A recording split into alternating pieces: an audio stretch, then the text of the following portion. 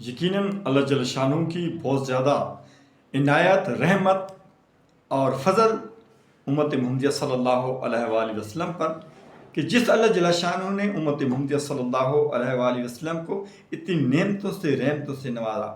اور آپ کو جان کر خوشی ہوگی کہ اللہ جل شانہ نے یہ جو 10 دن ہمیں عطا کیے ہیں وہ کون سے 10 دن ہیں، ان کی فیض و برکات کی ہیں، اور اللہ جل شانہ کے نزدیک ان کا کیا رتبہ اور کیا مقام ہے۔ اللہ جل شانہ سورۃ الفجر کے اندر فرماتے ہیں کہ والفجر ولیال عشر، کہ مجھے قسم ہے فجر کے وقت کی اور مجھے قسم ہے ان 10 راتوں کی۔ وہ 10 راتیں کون سی ہیں؟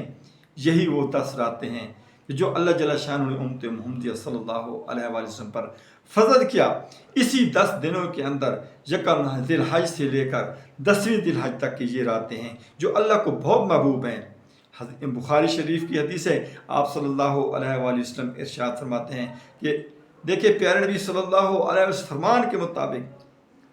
کہ کوئی عبادت، کوئی دن ایسا نہیں ہے کہ جو اس سے بڑھ کر ہو، کہ اس دن کی جو فضیلت و برکات ہیں، جو ان دن کی عبادات ہیں، اللہ جل شانہ کو اتنی زیادہ پسند ہیں کہ اس سے بڑھ کر اور کوئی دن ایسا نہیں ہے جو اللہ تعالیٰ کو اتنا زیادہ محبوب ہو۔ کیوں کہ اس دن میں اللہ جل شانہ نے حج مقرر کیا،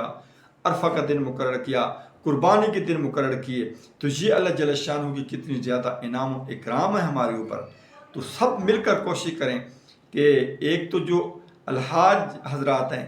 وہ چلے گئے، اللہ تعالیٰ ان کے حج کو قبول فرمائے، اور جو نہیں جا سکیں وہ اس کی تمنا اور خواہش کریں کہ اللہ جل شانہ آئندہ سال ہم سب کو بھی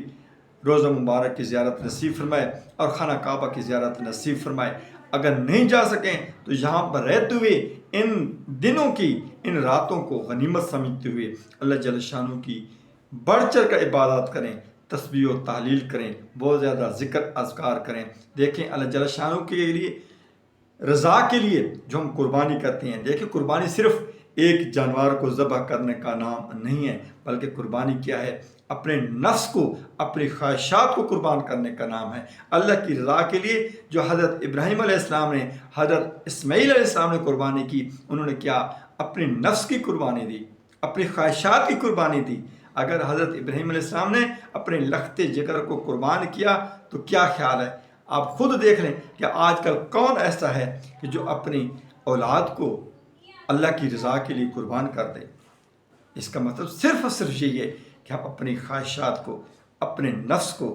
اللہ جل شانہ کی رضا کے لیے ان کی قربانی دیں، اپنی خواہشات کی قربانی دیں۔ اللہ سے دعا ہے اللہ تعالی ہم سب کو نیک و صالح اعمال کرنے کی توفیق عطا فرمائے، اور اپنی نفس کی خواہشات اور اپنی جو فضول قسم کی ہماری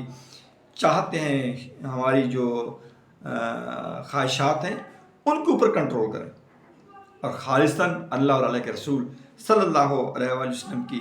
دین کی اطاعت کریں، اللہ اور اللہ کے حبیب صلی اللہ علیہ وآلہ وسلم کی سنت پر عمل کریں۔ جو حضرت ابراہیم علیہ السلام، حضرت اسماعیل علیہ السلام کی سنت ہے، حضرت محمد مصطفیٰ صلی اللہ علیہ وآلہ وسلم کی سنت ہے، اس کے مطابق عمل کرنے کی توفیق عطا فرمائے۔ دیکھیں یہ ہمارے لیے بہت بڑا جو ہے نا سبق ہے کہ جو قربانی دی حضرت اسماعیل علیہ السلام نے، حضرت ابراہیم علیہ السلام نے، حضرت محمد مصطفیٰ صلی اللہ علیہ وآلہ وسلم کی امت کے لیے بہت بڑا اعزاز ہے کہ یہ اس کو ہم خشوع خضوع کے ساتھ، ہم دل جمی کے ساتھ اس کو مناتے ہیں، لیکن شرط یہ ہے کہ اللہ تعالیٰ ہمیں ریاکاری سے محفوظ فرمائے۔